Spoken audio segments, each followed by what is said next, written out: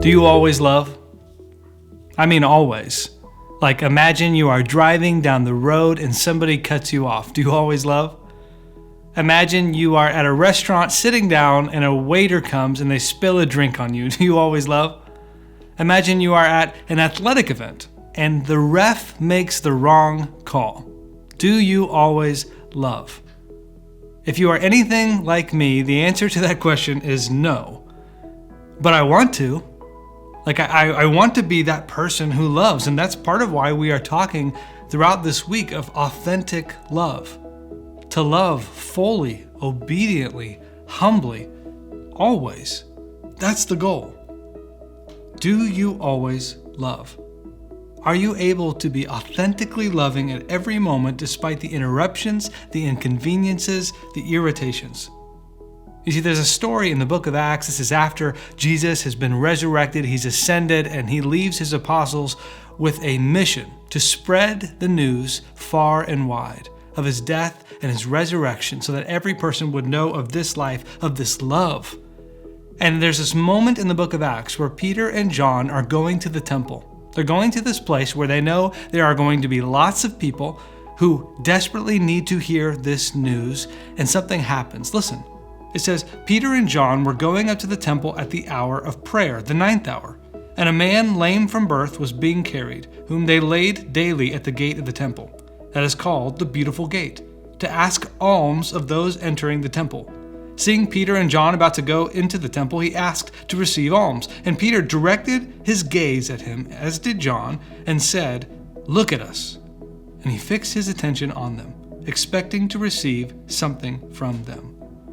You see, we learn a lot from this passage, but there are two things in particular that I want to point out. The first thing is love is available, and the second thing is love is heard. Love is heard. Why is love available? Well, it's pretty obvious here as we look at the story. Peter and John are going through. This is really nothing new, right? We know, we're not surprised by this, but as soon as they are interrupted, they respond to the need at hand. They have a responsibility to attend to. They were interrupted by somebody who was looking for charity, for help. And all day long, this guy, he's calling out, asking people to notice him in hopes that if people get their eyes on him, shouting, they might have enough sympathy to meet his need. But something interesting happens here. Instead, Peter and John look at this man and they say, "No, you look at us." You see, they knew the real need this man had, and they say, "We don't have pennies, we don't have gold, we have what you actually need." You see, their love propelled them, carried them forth to tell this man something of what they truly needed, to be interrupted, to love in a way that would be extravagant for this man. They made themselves available.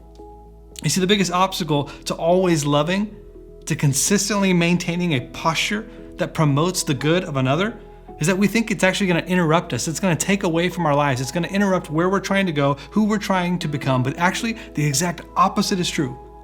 If you have sacrificial love for things, it will actually enhance your life. It will meet your desire. It won't interrupt it.